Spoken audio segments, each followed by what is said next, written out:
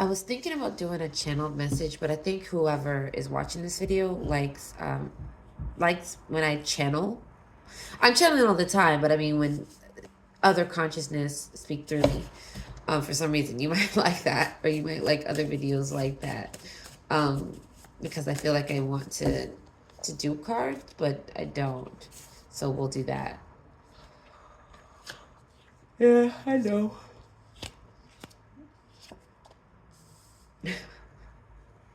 Okay.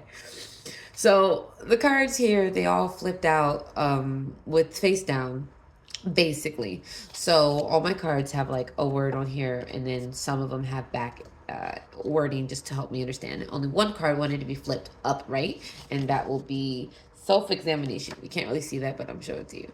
It was the only one that wanted to flip upright first, because I can already feel that this one wants to be flipped next. I already know this card though. But something about this is called a Venn diagram, and for some reason it's very important here for you, understanding the different layerings and how something in the middle is very much in alignment and very much the basis and pattern, basically the answer to why all these things are happening. They keep circling, overlapping, and they overlap at this one particular spot. Recognizing that and being able to understand that through self-examination. Okay. Nope, I don't need to flip it. It says leave it like that. That was good. Nothing else here wants to be flipped. This guy wants to be flipped, kind of. Detail.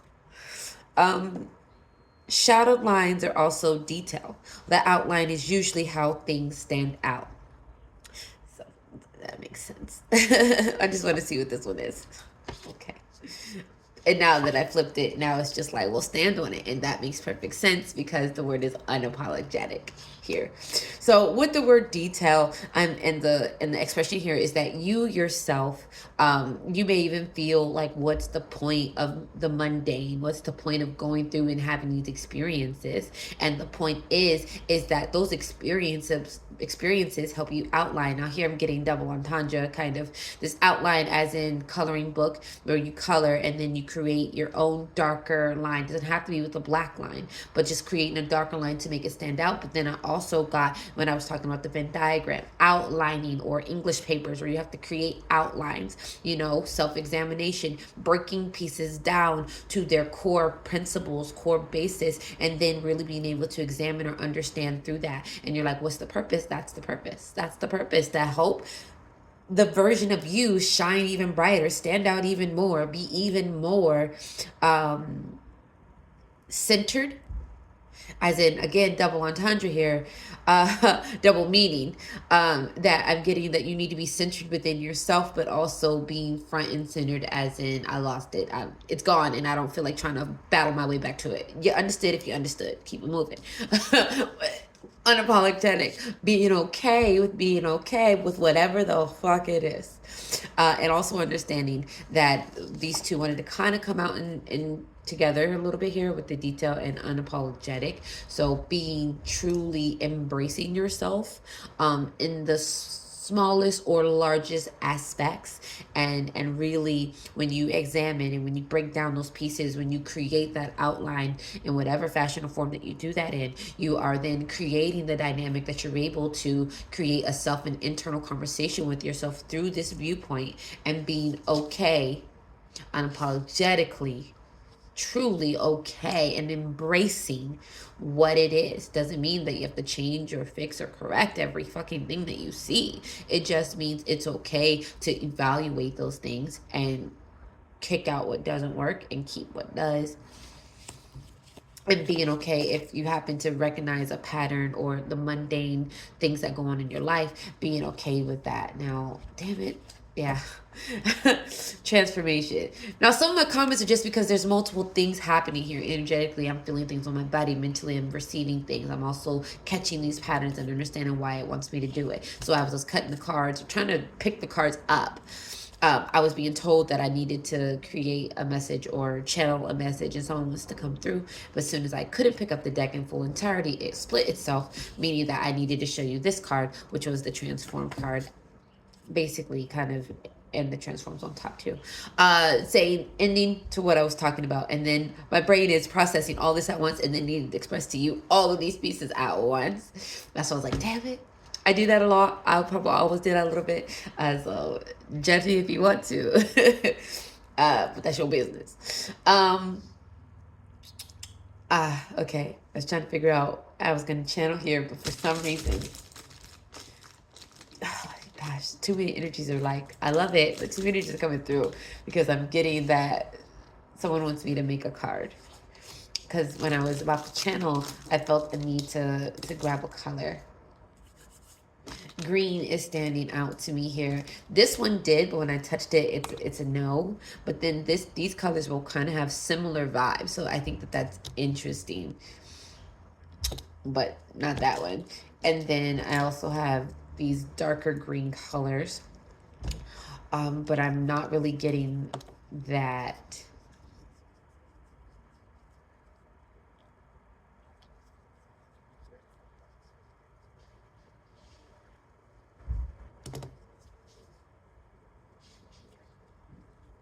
Oh, okay.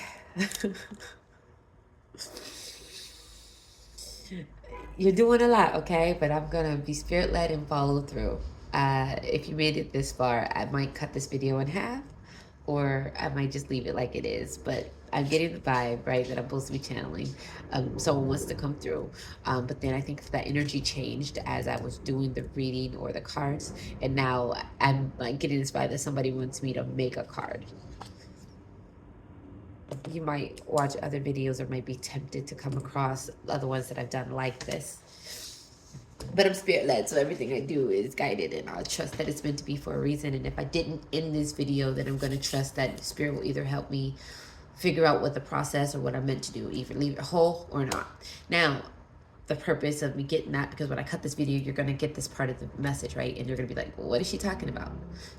I made a video.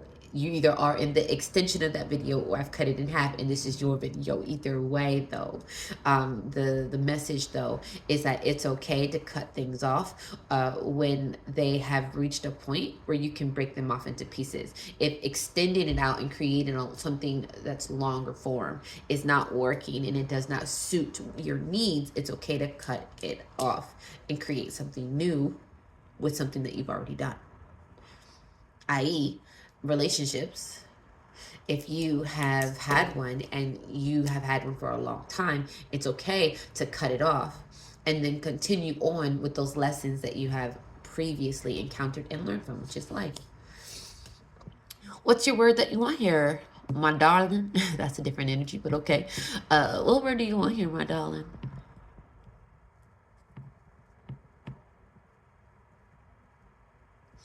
I wouldn't be able to tell you what you could do next. That's not really how that works. I only regurgitate spirit-led kind of information or things that I feel, and then you get it and receive it because it's meant to be for you. I just move through that energy because I love it.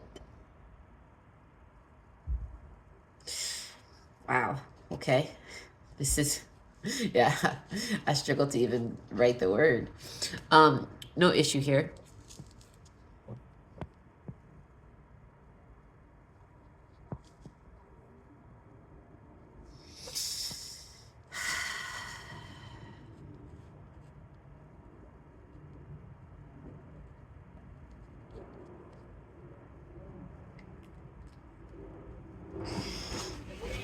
Yeah, that is confusing here. I can't pause, so you're just gonna bear with me as I go through these beautiful motions here. The reason why is because I got the word, but I don't know how to. It's a word I'm not familiar with saying, so I have to actually look how to spell it, which I spelled it wrong anyways. That's fine.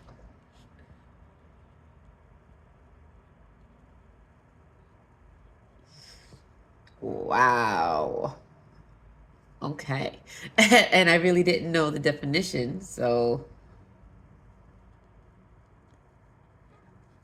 Oh, they want me to go the other way as well. Okay.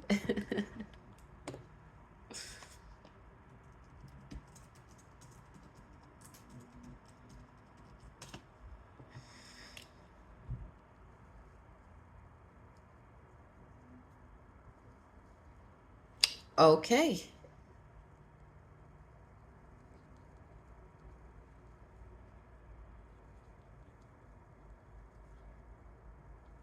I feel like I want to cry.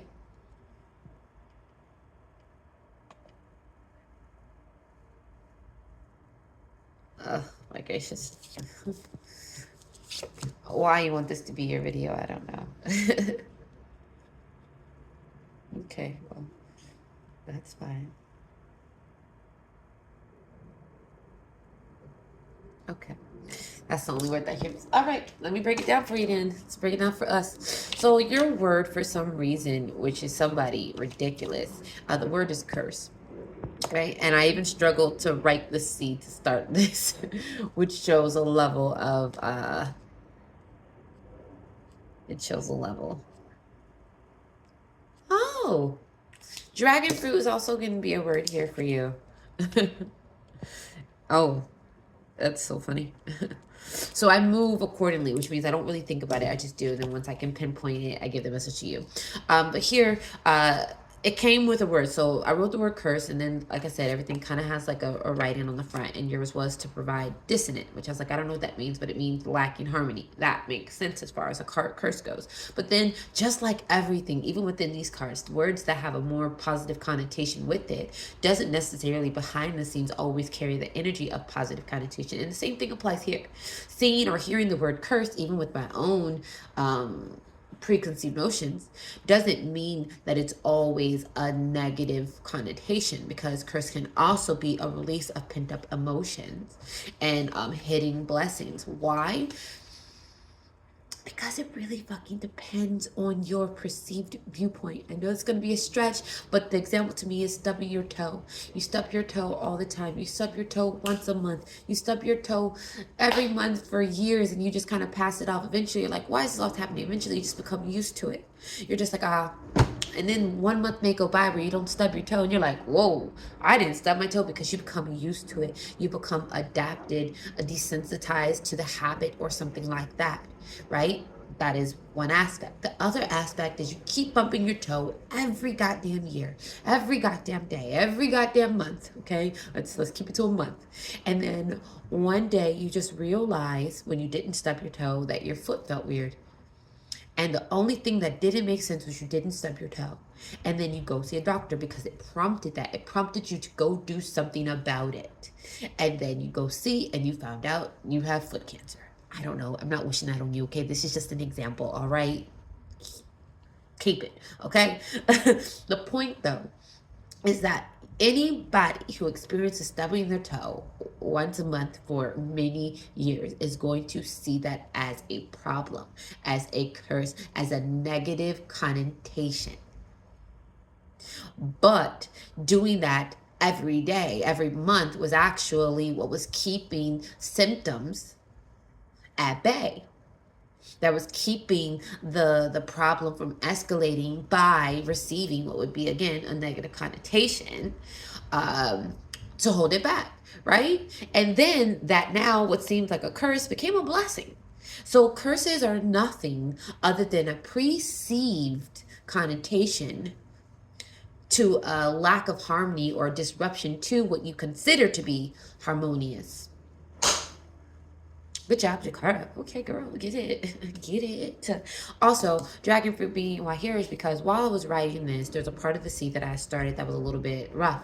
And I felt drawn to this pink color, especially in talking about the hidden blessings and the release of pent-up emotions. And that requires a love of self here. So pink being green being recognition for the heart, but pink is also like magenta color of pink is also representative of the high heart, which is of the highest mind, of the highest good, of the highest self of consciousness. And so I ended up kind of just spiking here, and it made it look like a dragon fruit. So dragon fruit is going to have some symbolism here for you. And then when I wrote it, I also ended up writing it in dark green. So I don't know what that is for you and why you want me to extend this out to you, but now this card is in my deck. But I'll be honest with you, I don't like the energy on it. I don't. It's not just because the word curse is here, because I've got some other words in here that you wouldn't think anything about. like not this particular card, but I have multiple twins cards, and these multiple twin cards are aspects of the mind, body, and spirit. And one of those parts is a darker version. And you would never think that the word twin would have darker meanings, but it does. I have a word in here that was healthy, but the words and the connotation that's with that word healthy is a mask. Healthy is the word mask because behind it is all these kind of negative connotations. Like, really? Like, this card is so good and it feels so good. So why is it that these words or these messages are tied to it? And the same applies here. This word, looking at it, feels very scary or uncertain, but the energy behind it, because I didn't even write any negative connotation energy behind it, right? So forward facing, it's something that could cause a lack of harmonious energy, but that doesn't mean that it's bad energy. I was talking about this in a different video, but it's true. Energy just shows up neither to harm or to help, but only to satisfy its own energetic alignment. It wants to vibrate with what it is. So energy will incite.